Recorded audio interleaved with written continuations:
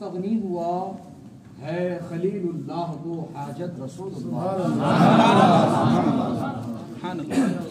عزیزان ملت اسلامیہ، دوستو، بزرگوں، نوجوان، شفیق ساتھیوں، عرض و معروض سے قبل ہم اور آپ سب مل کر سرکار مدینہ راحت قلب و سینہ جناب پاک احمد مجتبی محمد مصطفیٰ صلی اللہ تعالی علیہ وسلم کی بارگاہ مقدس میں ہدیہ درود پیش کرنے کی سعادت حاصل کریں۔ پڑھیے اللہم صلی علی سیدنا و مولانا محمد وعلی آل سیدنا و مولانا محمد صلاة دائمة بدوام ملک اللہ۔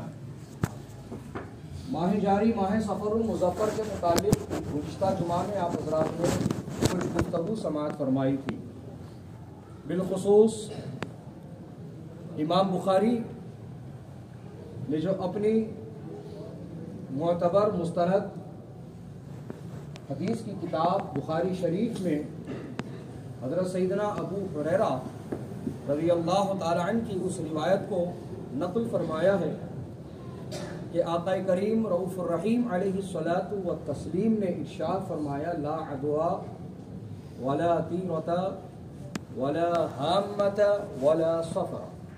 آقا کریم رؤوف الرحیم علیہ الصلاۃ والتسلیم نے ارشاد فرمایا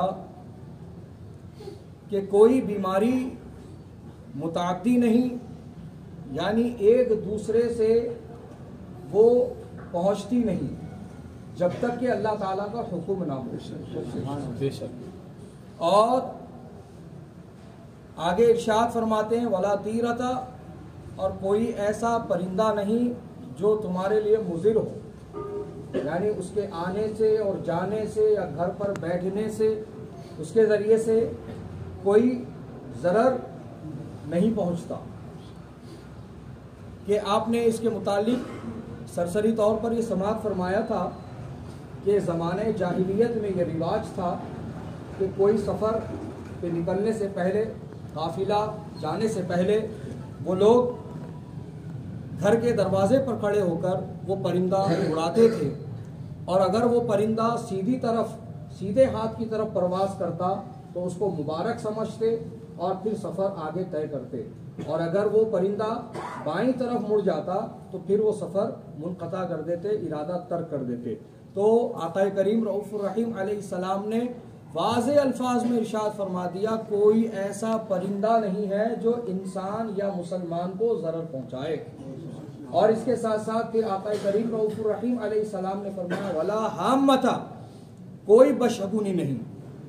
اس کے تعلق سے بھی آپ نے گزشتہ جمعہ میں سرسری طور پر سماعت فرمایا تھا کہ لوگ اکثر یہ سمجھتے ہیں کہ فلاں کے آنے سے کام بگڑ گیا، یا فلاں منحوس ہے، یا فلاں پنوتی ہے، یا کانچ ٹوٹ گیا، یا نکلتے وقت میں کسی نے چھینک دیا، تو یہ جو ہے لوگوں کو ایسا لگتا ہے کہ یہ بدشگونی ہے۔ بالکل غلط، ایسا کوئی معاملہ نہیں ہے، بلکہ ان تمام چیزوں سے ایمان والوں کو بچنے کا حکم دیا گیا ہے۔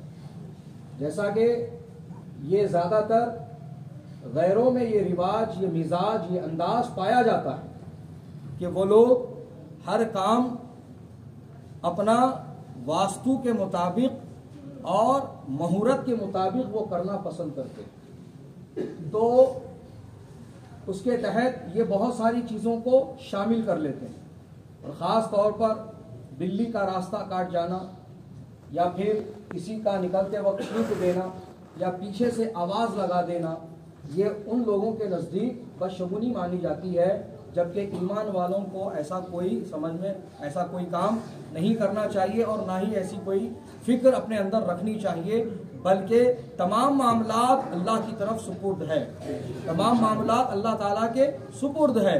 تو جو بھی ہوتا ہے اللہ کے حکم سے ہوتا ہے، سبحان اللہ، بے شک جو بھی ہوتا ہے اللہ تعالیٰ کے حکم سے ہوتا ہے۔ لہذا اپنے اندر یہ شک و شبہات اور توہمات ہرگز نہ پالیں کہ مسلمان جو ہے ان تمام چیزوں سے بچتا ہے اور اس کو دور رہنے کا حکم دیا گیا۔ ماشاءاللہ، ماشاءاللہ۔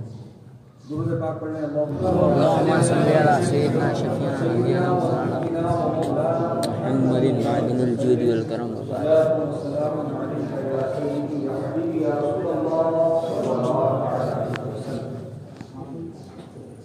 حضرات محترم،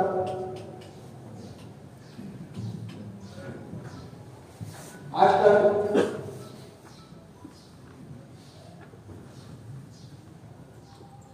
مسلمان حضرات بھی واسطو کو اہمیت دینے لگے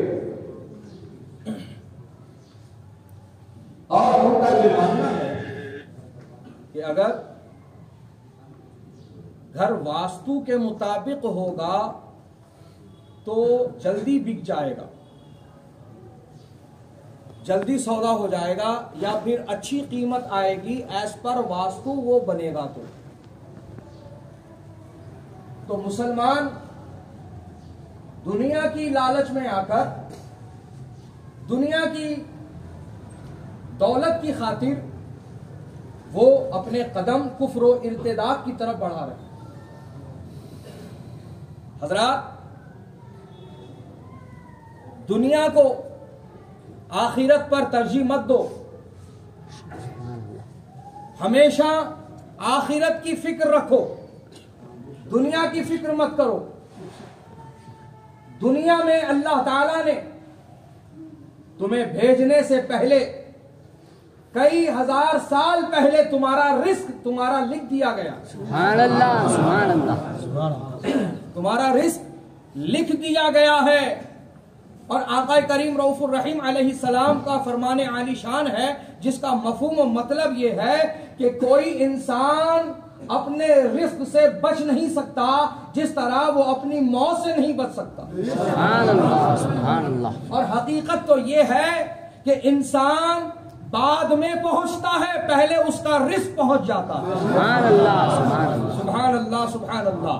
تو دوستوں اور بزرگوں، اللہ تعالیٰ روزی کا انتظام فرمانے والا، وہ رازق ہے. واللہ خیر الرازقین، سبحان اللہ. اور اللہ ہی ہے بہترین رزق عطا کرنے والا، وہی سب کا انتظام فرماتا ہے. حضرات محترم، ذرا غور تو فرمائیے گا، کیا آپ بھول گئے حضرت سلیمان علیہ السلام نے یہ چاہا تھا کہ یا اللہ مجھے اجازت دے دے کہ جتنی مخلوقات ہے ان سب کی میں دعوت کرنا چاہتا ہوں، ان سب کی میں دعوت کرنا چاہتا ہوں. تو حضرات محترم، آپ نے تو شاید یہ واقعہ اور تفصیل آپ نے سن رکھی ہوگی، تو بہرحال بتانا یہ چاہتا ہوں کہ حضرت سلیمان علیہ السلام نے اتنے وسیع انتظامات کیے، اتنے وسیع انتظامات کیے، اتنے وسیع انتظامات کیے کہ شاید دنیا میں اتنی بڑی دعوت کسی نے کی ہوگی، اتنا بڑا انتظام کھانے کا کسی نے کیا ہوگا. لیکن جانتے ہیں اللہ تعالیٰ کی کچھ مخلوقات نے جب وہ کھانا کھایا تو کھانا ختم ہو گیا، کھانا ختم ہو گیا، کھانا کم پڑ گیا. بہت ساری مخلوقات ابھی بھوکی ہے، کھانا باقی جو ہے ان کا باقی ہے، ابھی انہوں نے کھایا نہیں ہے. اور جو انتظام حضرت سلیمان نے کیا ہے وہ انتظام ختم ہو گیا ہے، وہ کھانا کم پڑ گیا ہے. تو بالآخر حضرت سلیمان علیہ السلام نے پکار کر کہا، یقیناً مولا تو ہی سب کا رازق ہے، تو ہی سب کا رازق ہے. سبحان اللہ، سبحان اللہ. دوستوں اور بزرگوں، جو سمندر میں ویل مچھلی پائی جاتی ہے، ایک وقت میں 60 ٹن گوشت وہ کھاتی ہے، ایک وقت میں 60 ٹن گوشت اس کی غذا ہے. اللہ اکبر، 60 ٹن غذا ایک وقت میں اس مچھلی کی غذا ہے. تو سوچئے سمندر میں کتنی مچھلیاں پائی جاتی ہے، اور اللہ تعالیٰ ان سب کی روزی کا انتظام کر رہا ہے، اللہ تعالیٰ ان سب کے رزق کا انتظام کر رہا ہے. یہاں تک کہ سمندر کی تہ میں جو کیچڑ ہے، اس کیچڑ میں جو پتھر ہے، اس پتھر کے اندر جو مخلوق ہے، اللہ تعالیٰ اس کی بھی غذا اس کو وہاں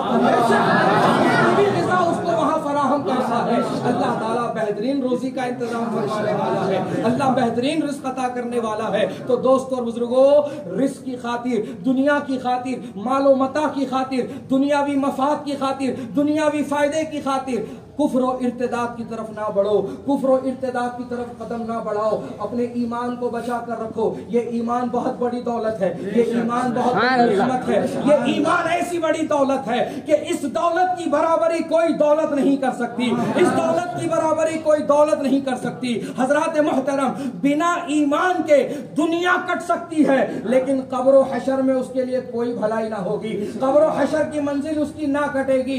कब्र और हशर में वही राहत पाने वाला है जिसका ईमान सलामत है। सुभान अल्लाह, सुभान अल्लाह। कब्र और हशर में वही राहत पाने वाला है जिसका ईमान सलामत है।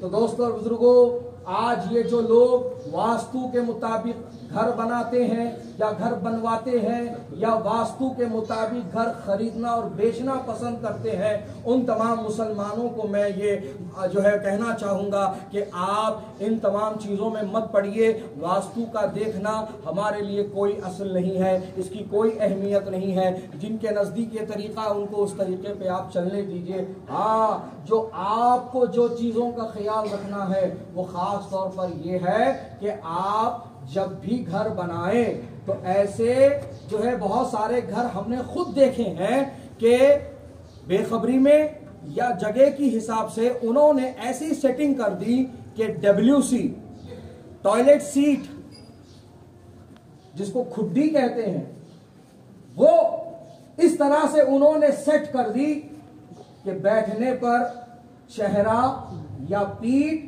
किबले की तरफ हो जाता। अल्लाहु अकबर। और ये सख्ती के साथ मना किया गया। हदीस पाक के अल्फाज है, वला तस्तकबिलू वला तस्तदबिरू। सुभान अल्लाह। जब तुम तहारत छोटी हो या बड़ी उससे फारिग होने के लिए बैठो तो ना चेहरा तुम्हारा किबले की तरफ हो, ना पीठ तुम्हारी किबले की तरफ हो। अल्लाहु अकबर, अल्लाहु अकबर। दोस्तों और बुजुर्गों, हत्ता के किबले की तरफ चेहरा करके थूकना भी मना है। बेशक, सुभान अल्लाह। किबले की तरफ चेहरा करके थूकना भी मना है। अब आप ये सवाल करेंगे, हजरत अक्सर वजू खाने इस तरह से बने होते हैं कि किबले की जानिब ही बैठने का हुक्म भी है। अफजल कहा गया है कि वजू करने के लिए जब बैठो तो चेहरा किबले की तरफ कर लो। तो फिर जब कुल्ली करते हैं तो हजरत मोहतरम उसका तरीका ये है कि एक तरीका है चेहरे को उठाकर सामने की तरफ फेंकना, और एक तरीका है चेहरे को नीचे करके नीचे की तरफ गिराना। तो हुक्म ये है कि आप बैठे तो किबले की तरफ है, लेकिन आप अपना चेहरा नीचे करें, नजर नीचे करें और नीचे आप थूक गिराएं, नीचे आप कुल्ली करें, तो इसमें कोई हर्ज नहीं है। चेहरा उठाकर, नजर उठाकर आप अपना चेहरा किबले की तरफ करके आप आगे की तरफ किबला रुख होकर के थूकना ये मना है। ये बहुत बड़ा गुनाह है, इससे बचना चाहिए। ये इतना बड़ा गुनाह है कि इसके मुतालिक ये बात आप जहन में रखिएगा कि जो इस तरह की हरकत करता है उसके लिए छोटा अजाब ये है कि मरते वक्त उसको कलमा नसीब नहीं होगा। अल्लाहु अकबर, अल्लाहु अकबर। ये छोटा अजाब है उसका कि मरते वक्त उसको कलमा नसीब नहीं होगा जो किबले की तरफ चेहरा करके थूकता है। तो दोस्तों और बुजुर्गों, वास्तु की कोई असल नहीं है मुसलमानों के नजदीक। बस आप इस बात का ख्याल रखिए कि जब आप घर में टॉयलेट बनाएंगे तो आप इस बात का जरूर ख्याल रखिएगा कि जब टॉयलेट आप सेट करेंगे, WC सेट करेंगे, चाहे इंडियन हो चाहे वेस्टर्न हो, आप जब बैठेंगे उस पर फरागत के लिए तो ना आपका चेहरा किबले की तरफ होना चाहिए, ना आपकी पीठ किबले की तरफ होनी चाहिए। तो ये बात आप अपने जहन में रख लें, और जो हजरात इससे ना वाकिफ है, ना बलद है, आप हजरात उन तक ये मालूमात पहुंचाएं कि सरकार दो आलम अलैहिस्सलाम ने फरमा दिया है कि जब तुम तहारत के लिए बैठो तो ना तुम्हारा चेहरा किबले की तरफ हो, ना तुम्हारी पीठ किबले की तरफ हो। तो दोस्तों और बुजुर्गों, और जो इस हदीस पाक में जो आखिरी लफ्ज मेरे आका ने फरमाया, वला सफरा, देखिए आप इस महीने का नाम लेकर के ही मेरे आका ने बयान फरमा दिया। सुभान अल्लाह, सुभान अल्लाह। गौर करने की बात, ऐ माहे सफर को मनहूस समझने वालों, इस महीने में अच्छा काम, शादी, ब्याह, वलीमा या दीगर मसनून तकारीब करने से अपने आप को रोकने वालों और दूसरों को कहने वालों कि मत करना, ये महीना अच्छा नहीं है, ये महीने की तारीखें अच्छी नहीं है, खास तौर पर इस महीने में जो 13 तारीख है उससे पहले तो ये काम होना ही नहीं चाहिए। जो इस तरह के बेकार मशवरे देते हैं वो अच्छी तरह से सुन ले। मेरे आका का फरमान क्या है? बुखारी शरीफ की हदीस है, हजरत अबू हुरैरा इसके रावी है। मेरे आका फरमा रहा है वला सफरा, कोई सफर का ऐसा मामला नहीं, कोई ये महीने में नहूसत नहीं, कोई बदशगुनी नहीं। लिहाजा जो इस महीने में 13 तेजी के नाम पर, समझ रहे हैं आप जी, जो उल्टी सीधी हरकतें करते हैं, अंडों को काजल लगा के तकिए के नीचे रख के सोना, बम्बल मच्छी रखना, पान वक्कल इस्तेमाल करना, पैसे रखना और फिर उस पैसे को, उन अंडों को उनको देना जो काफिर हैं, मुर्तद हैं, मुशरिक हैं, ये समझते हुए कि इनको देंगे तो मुसीबत टलेगी, इनको देंगे तो तकलीफ से बचेंगे, इनको देंगे तो इस महीने में जो बीमारियां आती हैं, जो बलैयात उतरती हैं, उससे बच जाएंगे। इस तरह का जो है ये अकीदा रखते हैं और बहुत ही गैर महसूस तरीके से हालत कुफ्र और इर्तिदाद में चले जाते हैं। ऐ मुसलमानों, कोई ऐसा इलाज या कोई ऐसा मुआलिज, कोई ऐसा इलाज करने वाला मत ढूंढो या उसके करीब मत जाओ जो इलाज के नाम पर तुम्हें कुफ्र की तरफ ले जाए, जो तुम्हें मुशरिक बना दे। हाँ, तुम ऐसों के पास पहुंचो जहां पर इलाज कराने से तुम्हारा ईमान ताजा हो जाए, तुम्हारा ईमान ताजा हो जाए। ऐसे लोगों के पास पहुंचो, ऐसे लोगों के पास इलाज कराओ। वो इलाज कुरानी इलाज होता है, वो इलाज रहमानी इलाज होता है, वो इलाज शैतानी इलाज नहीं होता। जादू का उसमें सहारा नहीं लिया जाता, सिफलीगिरी उसके अंदर नहीं की जाती है। आज बहुत सारे लोग हालात से परेशान होकर, मुसीबतों से परेशान होकर अपने आप को उनके हवाले कर देते हैं। हज़रात मुहतरम, उनके हवाले हरगिज ना करना, उनके करीब हरगिज ना जाना। इनके करीब जाओगे तुम्हारा ईमान बर्बाद हो जाएगा, इनके करीब जाओगे तुम्हारा ईमान खत्म हो जाएगा। मुसलमानों, इलाज के नाम पर, तकालीफ को दूर करने के नाम पर, मुसीबतों से बचने के नाम पर, मुस्तक़बिल में फायदा कमाने के नाम पर, जो भी आज इलाज के नाम पर तुमसे कुफ्र करवाते हैं, शिरकिया काम करवाते हैं, ऐसे लोगों से अपने आप को बचाओ और ऐसे लोगों के करीब हरगिज ना जाओ। वो बड़े बड़े चैलेंज देते हैं कि आप 3 दिन में रिजल्ट मिल जाएगा आपको, आप 8 दिन का वक्त दे दीजिए, जैसा भी मैटर होगा, कितना भी कॉम्प्लिकेटेड मैटर होगा, हम हल कर देंगे, हम सॉल्व कर देंगे, हम प्रॉब्लम दूर कर देंगे। इस तरह से जो है लोगों को कुफ्र की तरफ बुलाया जाता है, शिर्क की तरफ बुलाया जाता है। ऐ मुसलमानों, ऐसे लोगों के करीब ना जाओ, तुम्हारा जो ईमान बर्बाद कर दे इलाज के नाम पर, तुम्हारा ईमान खत्म कर दे तुम्हारी मुसीबतें दूर करने के नाम पर। बल्कि आप ऐसे लोगों के करीब आइए जो कुरानी इल्म रखते हो, जो कुरान के जरिए से इलाज करते हो, जो शैतानी नहीं रहमानी इल्म रखते हो। आप ऐसों के जरिए से जब इलाज कराएंगे तो इंशाअल्लाह आपका ईमान खतरे में नहीं पड़ेगा, बल्कि आपके ईमान में ताजगी पैदा होगी। तो हज़रात, कोई 13 तेजी नहीं है और कोई 13 तेजी की असल नहीं है। ना काजल वाले अंडे हैं, ना बम्बल मच्छी है, ना कोई और तरीका। आप मुसीबतों से बचना चाहते हैं, तकालीफ से बचना चाहते हैं, तो आप बावजूद रहिए, बावजूद रहिए। इतना वक्त नहीं कि मैं आपको तफसील में बताऊं बावजूद रहने और बावजूद सोने की क्या बरकतें मिलती हैं। बहरहाल, मुसीबतों से बचना है, तकालीफ से बचना है, तो आप बावजूद रहिए। इंशाअल्लाह बहुत सारी तकालीफ और मुसीबतों से आप बच जाएंगे। वक्त हो गया, इंशाअल्लाह बातें हैं सिलसिले में आइंदा बयान करने की सादत हासिल की जाएगी। अल्लाह ताला हम सबको इस्लामी तालीमात पर अमल पैरा रखे, हम सबको इस्लाम वाली जिंदगी और ईमान वाली मौत अता फरमाए। और जैसा कि गुज़िश्ता जुमा में ऐलान किया गया था कि 29 सितंबर को मरकज़ अहले सुन्नत में उर्से आला हज़रत मनाया जा रहा है। اور اس جلسے سے خصوصی خطاب کے لیے ممبئی مہاراشٹرا سے ایک عظیم شخصیت تشریف لا رہے ہیں، جن سے میری مراد